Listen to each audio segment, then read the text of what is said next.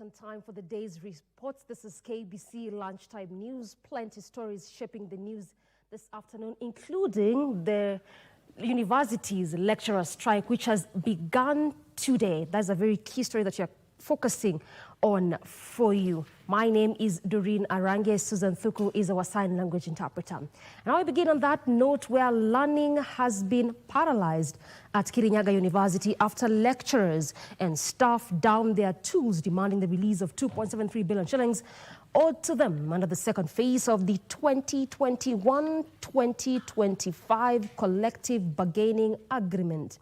The striking workers took to the streets, staging peaceful protest along the Kutus-Kerugoya highway, accusing the government of issuing empty promises without releasing funds. The union leaders now insist they will not resume classes until their demands are fully met. Our members have always been doing their duties. We are on strike because the government has refused to honor its promises that were made through the CBA that was negotiated and signed in November last year. And that CBA has been deposited in court and has been registered. Also, the government will modernize infrastructure, recruit additional lecturers to improve the staff-to-student ratio, and equip medical training campuses to meet today's healthcare needs.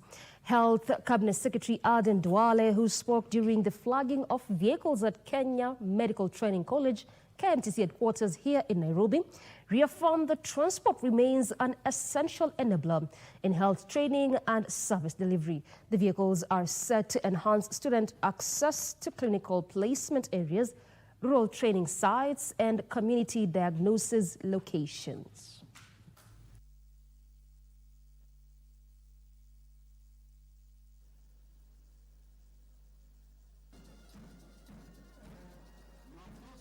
Kenya Medical Training College on a daily basis transports students and staff to over 450 facilities across the country. This requires a good transport system. It requires availability of vehicles that support and enable campuses to ensure that students are delivered to practical sites on time.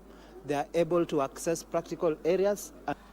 Today we are celebrating these mobile classrooms because we'll be taking students all over, and we want to appreciate the government for facilitating resources to enable us access these resources.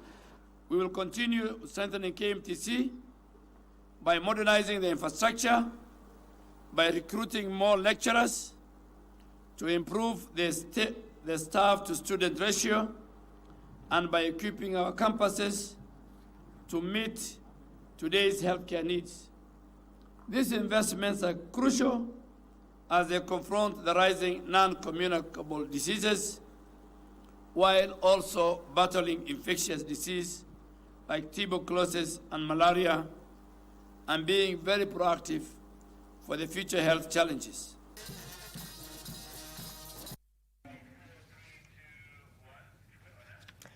Pupils at Kamutavi Primary School in Makueni constituency are glaring at health and safety hazards owing to the school's poor infrastructure. It is reported that the school's laboratory facilities are in deplorable and unhygienic state in what appears to be a prolonged neglect by authorities. Several parents have expressed their frustrations, calling for urgent intervention from both the school's administration and their member of parliament. The school is said to have received its last batch of the Constituency Development Fund in 2018 under the former legislator.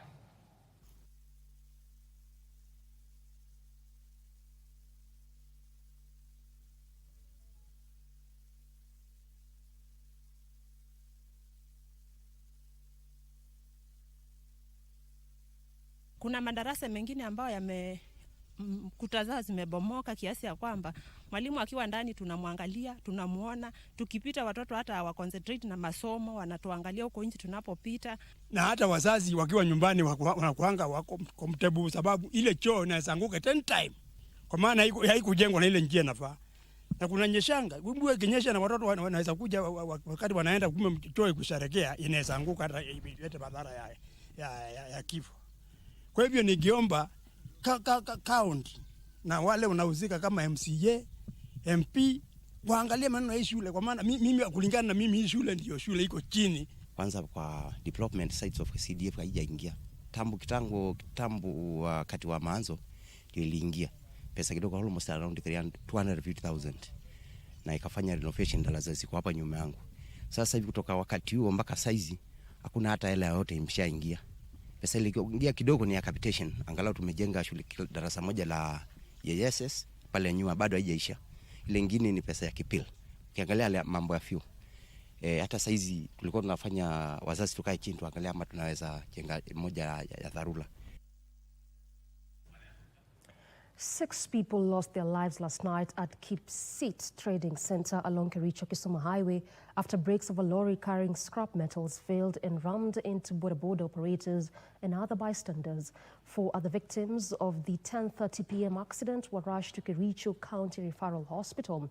According to Kericho, who witnessed the accident, the lorry, which was heading to Kisumu from Kericho, hooted several times to alert the boda operators and other bystanders, but it was too late. Residents accused the authorities of slow response as they called out the county government for not replacing obsolete streetlights and for failing to designate a stage for boda operators. The irate residents blocked Kericho Kisumu Road at the trading center to protest the neglect by the authorities despite paying taxes.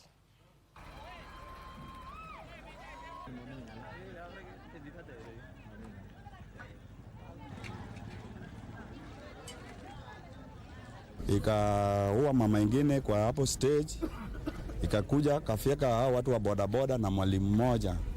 Usalama ya barabara sio mzuri. Mimi jaribu kuongea tu driver, ukipata kama brake imekatika, hebu jaribu kutetea badala ya kuua watu. Itakuwa ni kila wakati ya siasa ndo tunakuja kutafuta hapa na viongozi. Lakini wakati mambo iko sawa, hakuna mtu anatafuta.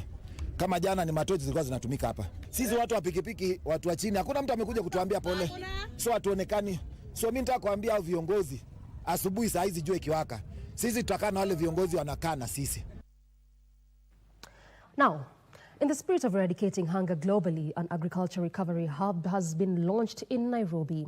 The hub is expected to help reduce food wastage, fight hunger, and improve nutrition in the world. It will also comprise virtual trainings and knowledge-sharing platforms for targeted technical assistance and strategic linkages with relevant development organizations in the global food system chain. Approximately 13% of all foods in the world is post-harvest loss, meaning millions of tons of food from the farm get wasted before reaching the table. Against this backdrop, the Global Food Banking Network has come up with a strategy aimed at recovering 1 billion kilograms of nutritious food for people in need by the year 2030. This represents millions and millions of meals, nutritious meals, wasted before they get to consumers. And in Kenya and much of the sub-Saharan region, this figure is much higher.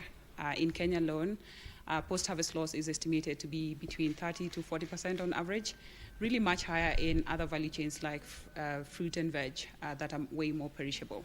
Food Banking Kenya Executive Director John Gadongo says the agency, which started its operations in the country 9 years ago, has so far partnered with 150 groups within the country to deliver surplus food to vulnerable groups in the society. I remember when we were starting the food bank, we could barely even have 1,000 kilos in a month.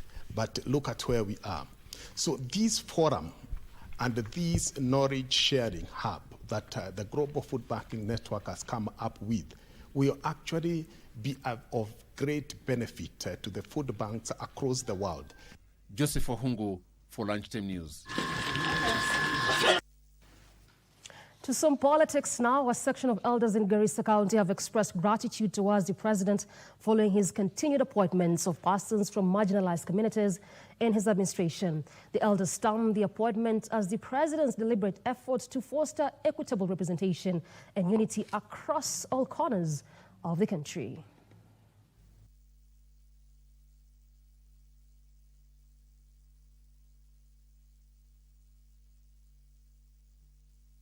Tumekutana kupongeza rais wetu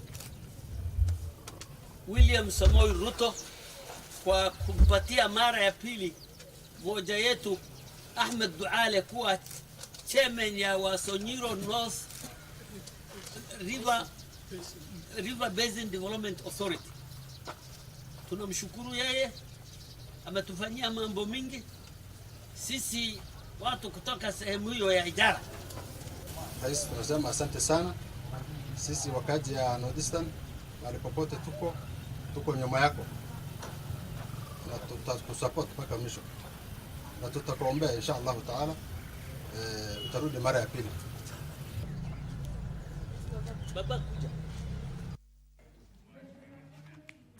Two families in different parts of the country are in distress following the death of their loved ones in unclear circumstances. In Rangwe, Homa Bay County, the family of 32-year-old Enosh Otieno is demanding answers 2 weeks after his lifeless body was found dumped by the roadside in Kotieno location, East Geb Ward. Separately, a family in Embu is struggling to bring the body of their 47-year-old kin who died in Tanzania back to the country for burial. Our reporter Aaron Marie with the details. The mysterious death of a 32-year-old Enoch sparked tension in Rangwe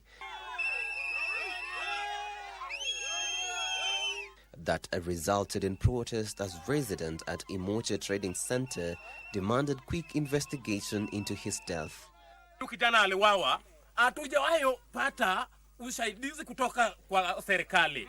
Hao familia wamejaribu kutafuta justice, lakini polisi hawajajaribu kufika hapa kusema hata huyu jamaa mwenye aliwawa huyu jamaa. Huyu ndugu yangu aliwawa mchana. Sisi aliwawa usiku, ni mtu aliwawa mchana, akawekwa kwa nyumba. Sisi kama familia hatutakubali. Tunasema ya kwamba hatutakubali. Tunataka kwa nini huyu mtu aliwawa kwa nini? Rangwe Sub-County Police Commander Magdalene Jibet confirmed the case is now in the hands of Directorate of Criminal Investigations, assuring the community that justice will prevail.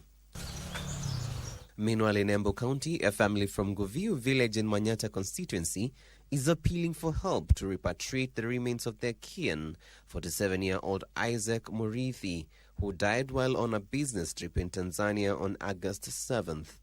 Alianza kukua na maumivu ya tumbo kiasi kwamba tu akapelekwa hospitali na mwenye alikuwa karibu na yeye.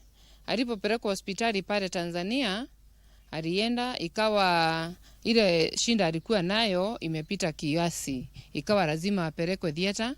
Kupelekwa pale hakuweza kuamka tena. Murithi's family says they are burdened by a hospital and mortuary bill of over 550,000 shillings. They fear that without assistance from well-wishers and the government, they will not be able to give him a decent burial. Kutoka wakati huo sasa ni kama mwezi mmoja umepita, umeisha sasa. Tumekuwa tukijaribu kutafuta pesa hapa na pale. Saindi ya yote ukawa kuna masisi hapa na pale kama inafuatana kwa hii mboma, na wenye wanakunja hapa kutusaidia ni watu kidogo. Sasa tukawa na mzigo wa kumuleta hapa nyumbani. Tunaomba maombi yetu, huyu kijana wetu akunje, brother yetu akunje tu, tumuone, tumusike. Serikali tusaidie, au mtu wowote angisikia maombi yetu kwa hii mboma asikie tu, ndio sababu mama asilie tena. Aaron Marie for Lunchtime News. Faith is often described as the ability to hold on even when the odds seem overwhelming. We bring you a story of resilience, hope, and the courage to dream. In a society where persons with disabilities are too often overlooked, one young woman has refused to be defined by her condition, and her name is Faith Jibet. She's a student, a daughter, and a fighter whose journey from rejection to determination not only inspires, but also raises important questions about opportunity and inclusion in the country. Our reporter Ben Chumba sat down with her and now brings us her story in her own words. Jibet Ngetich, and I'm a firstborn of a family of in a family of 4 children. My educational background is in HR, but I've taken a management and leadership bachelor's, HR option. I started all the way from certificate up to now I'm doing CHRP.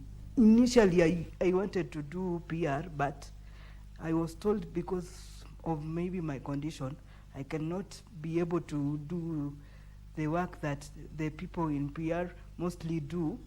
That's why I opted for a course that can accommodate my condition and the way that I am. So I opted for HR. Faith's determination has carried her through years of study, overcoming challenges that many of her peers will never face. I was also being allocated a desk and a chair to be able to sit because I normally don't sit on this chair. I transfer to sit on another chair.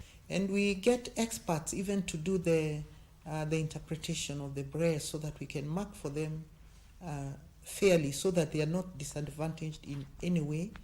We also talk to them and encourage them and give them all the moral support that they require. I've sat for 5 and my results have not yet checked them, but I'm hoping that they are good. But outside the classroom, the struggles only grow. You just look and look, you go each and every office, you lose hope and you just start saying, and sometimes you give up. It is not hard. People with special needs are sometimes unawekwa kando, unaambiwa we sasa unakuja kutafuta nini? Faith's voice is a call for inclusion, dignity and equal opportunity. My dream is to achieve more in the HR profession and also help other people in society who are like me and even those who are not like me so that they can be aware of such conditions as ours and people with special needs and even others so that they may learn to see people with special needs just as normal people and embrace them even the more and know how to interact with them better. Just like her name, Faith, faith is what keeps her moving. Faith that tomorrow can be brighter. Faith that our story will not be in vain. Faith that employers will open doors instead of closing them. Ben Chumba, Lunchtime News. And indeed, faith is a clear testament that disability is not inability. Now to some politics, supporters of the Orange Democratic Movement in Navaholo constituency, Kakamega County, are raising concerns over deepening leadership wrangles within the party. They are now appealing to party leader Raila Odinga to step in and restore unity. At Nambacha Market in Navaholo, a section of ODM supporters led by Enoch Rakama voiced their frustration, saying the infighting is threatening to erode the party's influence in Kakamega County. The group strongly criticized the Cabinet Secretary for Cooperative and Micro-Small Enterprises, Wycliffe Oparanya, accusing him of fueling division within the party instead of focusing on his national docket.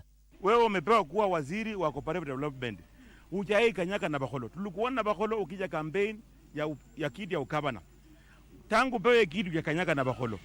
Mbona unataka campaign peka? Mbona usiletee kitu kutoka kwa Ministry of Cooperative Development? Meanwhile, Kakamega Governor Fernandes Barasa has also weighed in on the matter.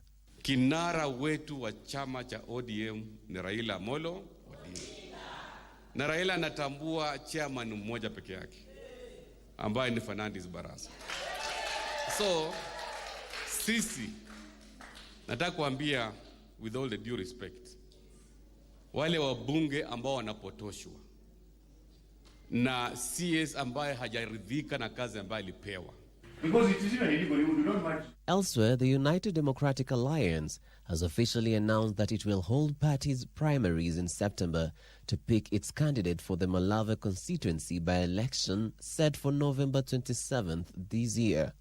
According to party electoral board member Jimmy Kahindi, the nomination will be conducted digitally with assurances of a free and fair process. Our Elections are digital. We are not doing the ordinary ballot elections. We are doing our election by use of our gadgets. These are gadgets which we have tested and we have used in other counties, and the election will be conducted on the 20th, and the results of the nominations will be known immediately after the election is done. We need to come out strong from these primaries.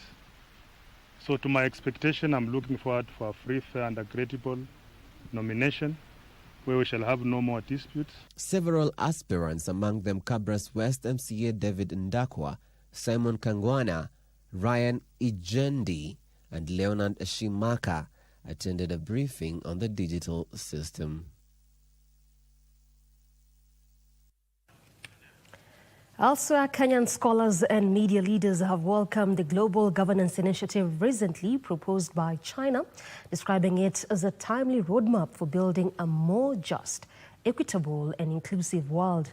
Unveiled earlier this month, the initiative has garnered strong support from the Global South. Speakers held the view that it empowers Africa not merely as a participant, but as an active architect of a new world order based on dialogue, sovereignty and shared prosperity.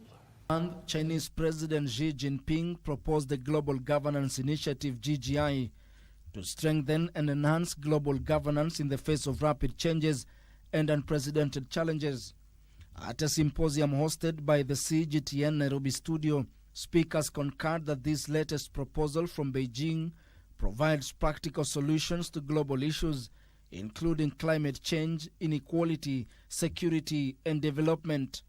In her remarks, Li Yanji, the director of CGTN Nairobi studio, stated that GGI reflects the world's shared aspiration for fairness, inclusivity, and multilateral cooperation. Kwa sasa dunia yetu inakabiliwa na changamoto kubwa za amani na usalama, maendeleo endelevu na ukuaji wa kiuchumi jumuishi. Changamoto hizi haziwezi kushughulikiwa bila mazungumzo, kuheshimiana na ushirikiano wa kimataifa. Afrika kwa nguvu zake na uwezo wake mkubwa ni mshirika muhimu katika kuunda mustakabali wa usimamizi wa dunia. Professor Patrick Muthengi Maluki of the University of Nairobi described the initiative as a framework grounded in fairness and cooperation. Global Governance Initiative, introduced by President Xi Jinping at the SCO Summit earlier this month in Tianjin, is not simply a diplomatic proposal. It is a vision for addressing the profound transformation and shared challenges of the 21st century. The Global Governance Initiative explicitly champions a multipolar world where every nation, regardless of its size or economic clout, has a seat at the table. It calls for reforming international institutions to be more representative. And this is not just an abstract concept, it's actually a matter of practical necessity. In the media sector, Grace Njenga, director of a local TV station, emphasized the vital role of journalists in amplifying Africa's voice and promoting dialogue. Through comprehensive, objective, and constructive reporting, the media can help the public better understand the significance and value of initiative, foster mutual understanding and trust among nations, and contribute to building a favorable public opinion environment. The speakers argue that the Global Governance Initiative aligns with Africa's aspirations for development, sovereignty, and stronger representation in world affairs. Ben Chumba, Lunchtime News. And a total of 380 health workers in Siaya, whose contracts were recently terminated by the Siaya County Public Service Board, have petitioned the County Assembly and the Governor to intervene. Speaking to the media, a section of the aggrieved health workers say they were unfairly terminated, demanding to be reinstated, even as they appealed for oversight by the county administration. County government must absorb the affected 382 health workers in the payroll and pay them all 9 months' salary, arrears within 30 days. You want to tell he's also been a ghost worker ever since. So maybe the county government, please, Mr. Boborengo, you are a human person. You are the activist there. We want to honor our legacy. Can you come up and intervene in this our case? I know you've been silenced and we want to hear from you now. Our demands are so few, actually 3. Arrears, be confirmed in the system, to do our work. We have so many facilities that has been affected. For example, Usigu Sub-County Hospital in Nimbo, it's Nimbo East. There's no in charge there of the pharmacy department because he was allegedly termed as ghost worker, so he's not there currently.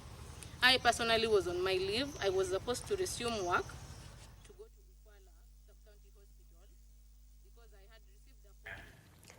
President William Ruto's daughter, Charlene Ruto, has called for greater investment in young people from their formative years, saying this is the surest way to secure lasting positive change in the society. Speaking in Mombasa during the official reopening of the newly revamped Badala Comprehensive School, Charlene encouraged young people to seize opportunities presented by Kenya's new education system to turn their dreams into reality and drive the country forward. Charlene lauded the state-of-the-art facilities at the school, terming them a sign of hope for the nation's future. She also pledged to support the institution further by helping build a library.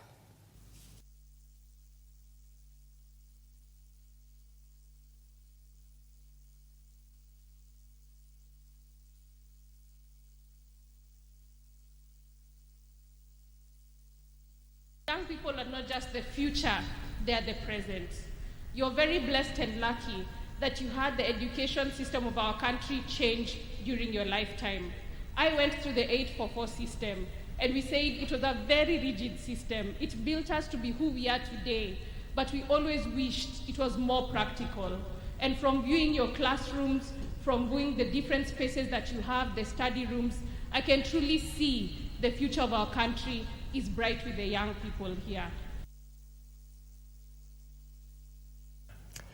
The APA Apollo Foundation has given Cheleta Primary School in Runda, Nairobi County a new lease of life by re-roofing its classrooms. Previously, learning was disrupted whenever it rained due to flooding, hence making concentration difficult. The project is part of the APA Apollo's Foundation broader commitment to education, where 8 million shillings in social responsibility funding has been invested in education initiatives. Through its bursary scheme, the foundation has supported over 50 young people, with 85% of beneficiaries now employed or pursuing further studies. We are helping the children grow, get quality education, get the teachers to provide the best education, but at the same time, what we see is that we are making sure that all the children benefit from the help we give. Thank you for what you have been doing for this school, educating the learners, providing shoes for us, giving whatever we need. And we just need you people to continue holding us.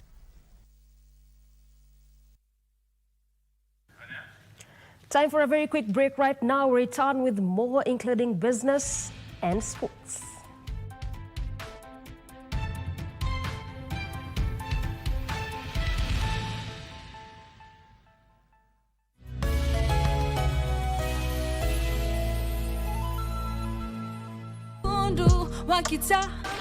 Umefanya kachi yangu ipotee. Kijana ako na kifua. Si nilikuwa nimefunga kondoo pale. Moto. Linda na pesa. Niko na keroro nafaa kupatia Elijah. Nikimpata dedi. Hawezi ita maneno matamu kama super baby. Wewe ushaona Matilda yule wangu? Kwani dada amerudia pombe? Uongo. Nini unaangalia sana hivyo? Zile vyetu ni supu.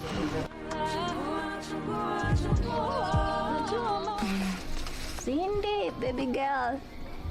Target itaepa.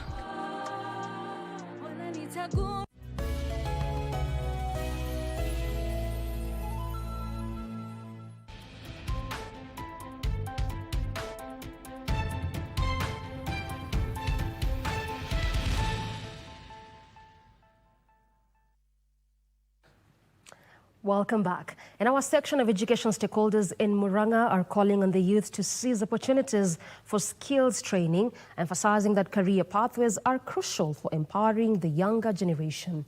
While in Murang'a, Mishuki National Polytechnic Chief Principal Anne Bogo encouraged young people to leverage the partnership between Signet Institute of Australia and Mishuki National Polytechnic, a collaboration aligned with a competency-based curriculum aiming to enhance the success of students through practical training.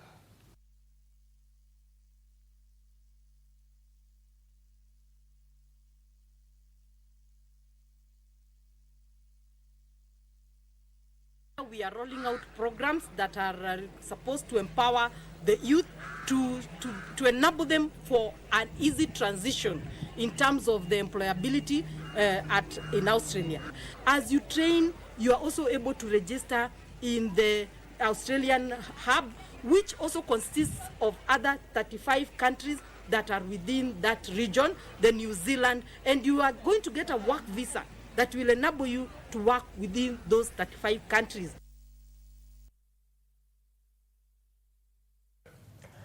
More than 100 pastoral women in Chumvi village, Laikipia County, have benefited with energy-saving Jikos that are targeting to address respiratory complications associated with the use of firewood for cooking. The initiative, supported by Danish International Development Agency, DANIDA, through Northern Rangeland Trust, NRT, aiming to promote accessibility and affordability for energy solution in arid and semi-arid areas. The initiative is likely to address the risk of respiratory health issues by 60%, improving education for learners and encourage local green enterprises as way to empower youth and women-led energy-based micro-enterprises. We just try to trace the connection with what women do and this health issues and eye problems and chest problems, and then we could trace it back to smoke being inhaled by kids and mothers. And so we reached out to our donors and partners to see how we are able to step in and probably try to bridge that gap. Hizi jiko zitaokoa mama, na hata nyumbani mama atakuwa na nafasi mzuri ya kupikia watoto wake, na wakati mwingine tena anatumia kufanya kazi yake nyumbani. A newborn and child health center worth 50 million shillings has officially been inaugurated at Awenda Sub-County Hospital in Migori County, following a partnership between the M-Pesa Foundation and the county government. The facility, unveiled by Migori County Governor Dr. Ochilo Ayako, will ensure that women have access to health services at the facility.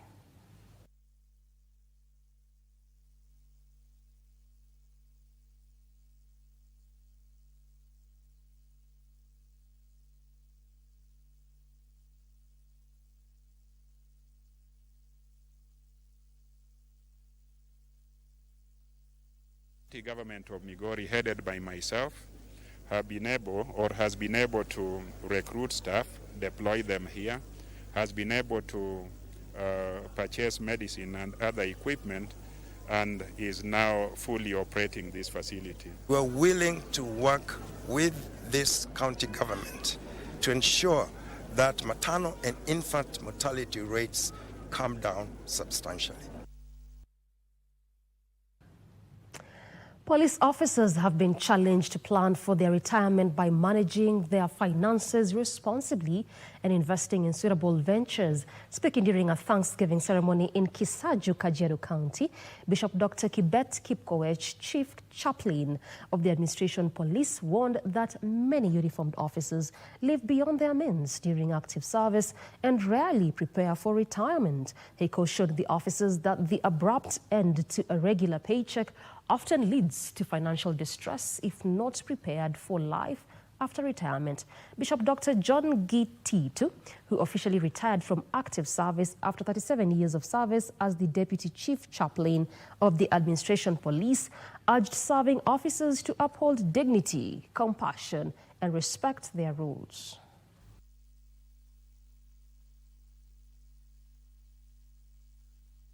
Unakuta mtu achachipanga wakati wa retire imefika, na sasa anaanza kuhangaika kwa sababu hakika mshahara itasimama na kila ako nacho haitamshikilia afike kiwango cha kufurahia kila alichokiweka.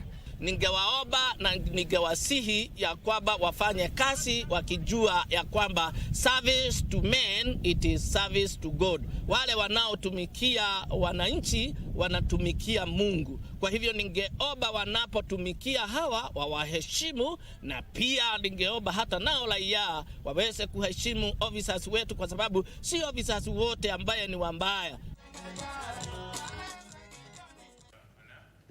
Nyandarua County has recorded a significant increase in revenue collection, surpassing last year's performance by 138 million shillings.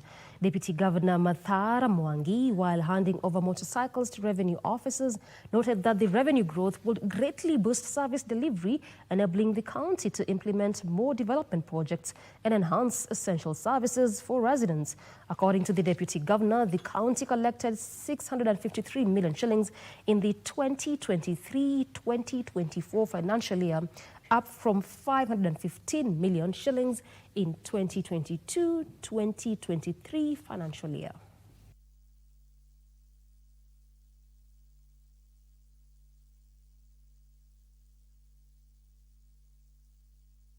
July, August this year, we have been able to collect 72 million shillings. So this beginning of coffee there. So I tell you, with the determination and the deliberate and intention of all of us as a team, from the ministers, from the chief officers, and new people, we can be able to bring our revenue collection to the target. And me, I want to put it at 1.5 billion. We are ready to give support to CC Finance, and we are ready at any cost, at any particular moment, to support whatever we can. The Kenya Coast Guard Service is set to establish a patrol base in Kisumu County as part of efforts to improve service delivery and curb increasing cases of harassment targeting local fishermen in Lake Victoria. According to Inland Squadron Lieutenant Commander Mwinyi Mwandugo, the planned base is expected to bring operations closer to fishing communities, enabling faster response to security threats. Fishermen were trained on safety measures, emergency preparedness, and the use of the Usalama Baharini mobile application, which enables real-time reporting of incidences to the Coast Guard's Emergency Response Center.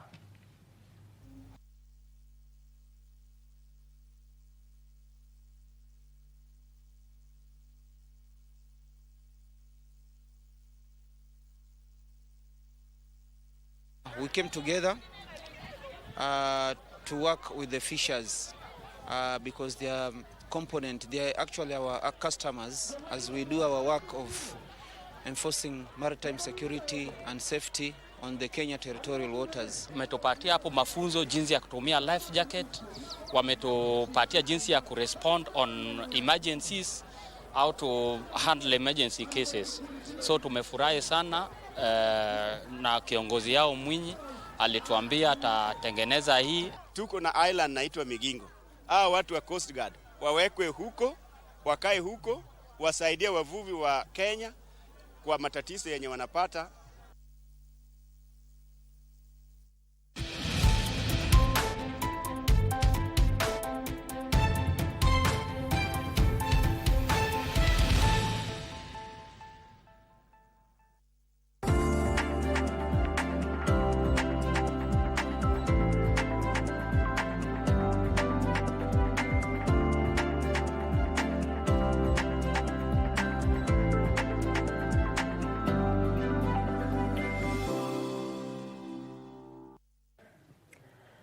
Time for your business news now, and the construction of the 14-kilometer meter gauge railway from Mombasa's central business district to Miritini, together with the construction of a new 3-kilometer link to the standard gauge railway station, is now officially in use. While commissioning the line, President William Ruto said the line provides the much-needed first and last-mile connection for commuters, visitors and tourists. With a daily capacity of up to 4,000 passengers, the rail is set to ease pressure on roads and enhance the commuting experience while making the Madaraka Express more accessible and convenient for all.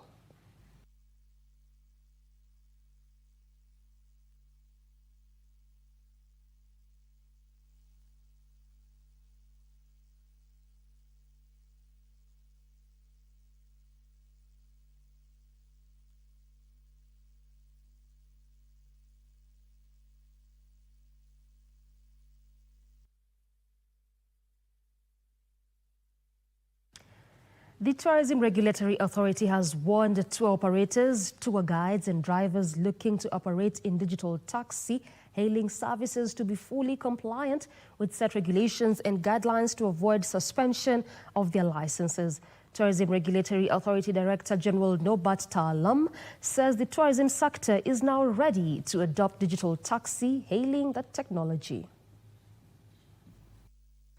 In early September 2025, the government revoked licenses of 4 tour operators for breaching industry standards, using unlicensed drivers and defrauding tourists. Now, digital taxi hailing operators are targeting this space, looking to offer services into national parks. TRA is wasting no time in warning bad actors from taking advantage of the technology. And the same applies to guides and what you call the tour guides or tour drivers. All those participants or all those tour guides must be licensed by TRA. The crackdown on rogue tour operators has so far been led by a multi-agency team, which began in the Masai Mara and has since been extended to major tourist circuits, including Amboseli, Savo and the coast.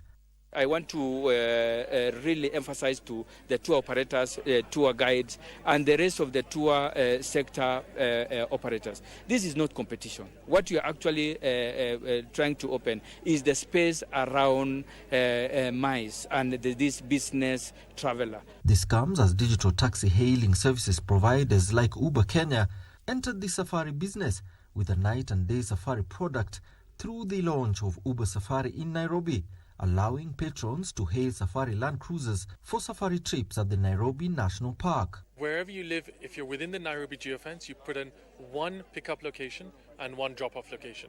So it could be from your house and then you're going on safari and then going on to the airport. Or it could be from your work and then you're going back home. So you all meet together as a group, as a family, as colleagues, go from one location on safari and to the return location. This initiative reflects the best of the U.S.-Kenya partnership: innovation, job creation, conservation, and community.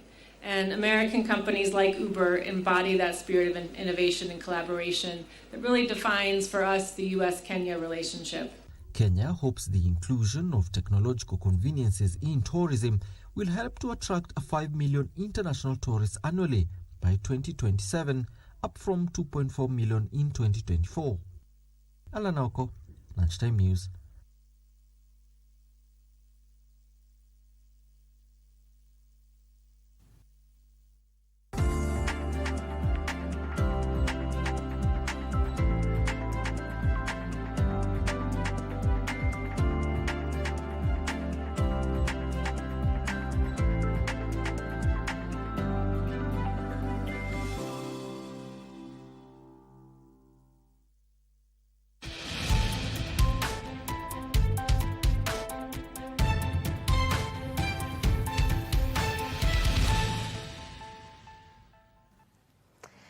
The Kenya Plant Health Inspectorate Service, KEFIS, in partnership with Trademark Africa and the UK government, has commissioned modern laboratory equipment to strengthen agriculture testing and boost export competitiveness.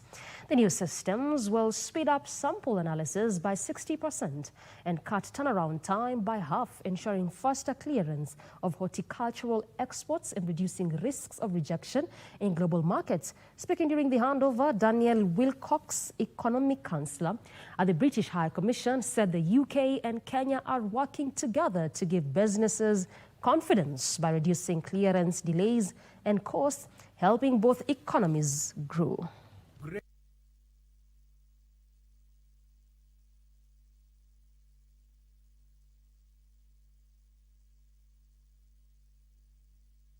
The equipments we have received today will greatly enhance the efficiency and effectiveness, as well as giving accurate results which will be recognized globally for the purpose of assuring the global community that the produce from Kenya are safe, of high quality, and meets all the international standards. And this equipment will ensure the exports and the agricultural produce that Kenya is famed for will meet the standards that will hit the UK's tables and shelves and the wider global market. On the Kenya National Under-20 men's volleyball team, Wafalme Juniors are through to the quarterfinals of the African Nation Championship after a stunning comeback against Rwanda, whom they beat by 3-1 sets in Pool B at the Hassan Mostafa Hall, Egypt. The result saw Kenya finish second in Pool B with Cameroon in pole position. Wafalme Juniors dropped a tight first set 24-26 but responded emphatically to dominate the remaining sets 25-14, 25-20, 25-21 to set up a quarterfinal match against Algeria, who finished third in Pool A, won by the host Egypt, followed by Uganda. The Kenya Under-20 men's volleyball team lost their opening pool match to Cameroon, who won by 3-1, but they managed to bounce back with a 3-1 win over Morocco before Tuesday's victory over Rwanda, whom they overcame 3-1.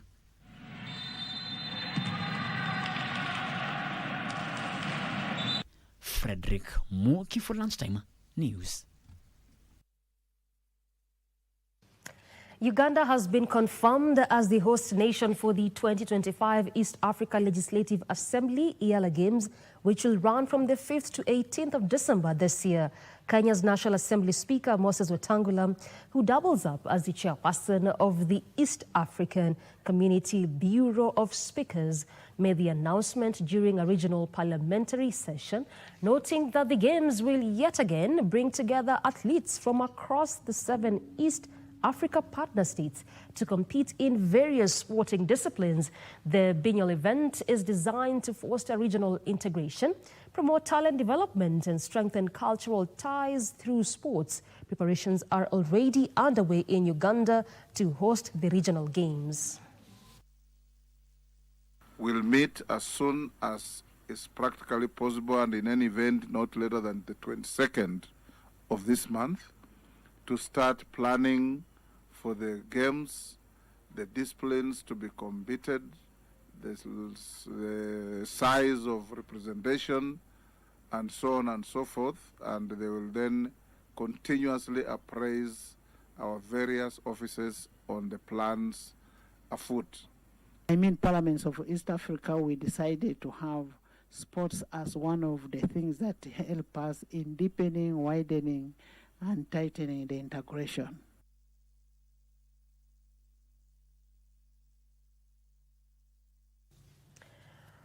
Arsenal kicked off the UEFA Champions League stage campaign with a 2-0 victory away to Athletic Club as 15-time champions Real Madrid overcame Olympic Marseille 2-1 at the Santiago Bernabeu. Substitutes Gabriel Martinelli and Leonardo Trossard highlighted the Gunners' strength in depth with 2 late goals to cap off a professional performance at the Estadio de Mames, still in Spain. Kylian Mbappe scored 2 penalties to give Real Madrid victory over Marseille after Timothy Weah opened the scoring for the French side. In other matches, Tottenham were gifted a solitary goal victory at home to Villarreal after goalkeeper Luis Jr. fumbled the ball into his own net in the 4th minute as Borussia Dortmund and Juventus drew 4-4 in a thriller at the Allianz Stadium. Straight down the throat of the goalkeeper. That'll go down as a chance for Arsenal. Into the path of Gabriel Martinelli. Can he bring it under control? Gabriel Martinelli through Teta. The pair of them combining to brilliant effect. And Arsenal, on 71 minutes, take the lead. Gets to the byline. Gabriel Martinelli cuts it back. Trossard tries to bring it under control. Gets the shot off, and it's in. Not the goal his performance has deserved. He's been brilliant since coming on.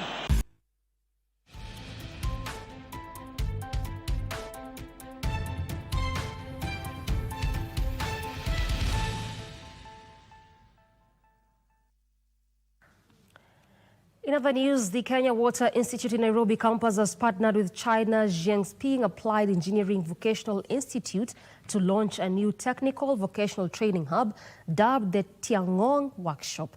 The project seeks to boost skills development in the water and infrastructure sector. The workshop will offer both short-term and 3-year diploma programs in plumbing, pipe fitting, construction technology, water infrastructure management, and e-commerce, fields critical to Kenya's Vision 2030 development goals.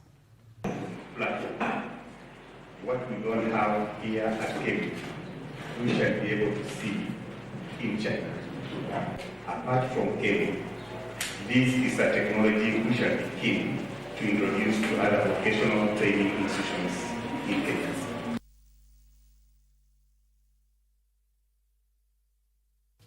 All right, time for me to now exit Sit Ground for the next program. That's all the time we had for you this afternoon. We appreciate you for your valid company. This has been KBC Lunchtime News. I'm Doreen. Arange. Susan Thuku has been our sign language interpreter. Good afternoon.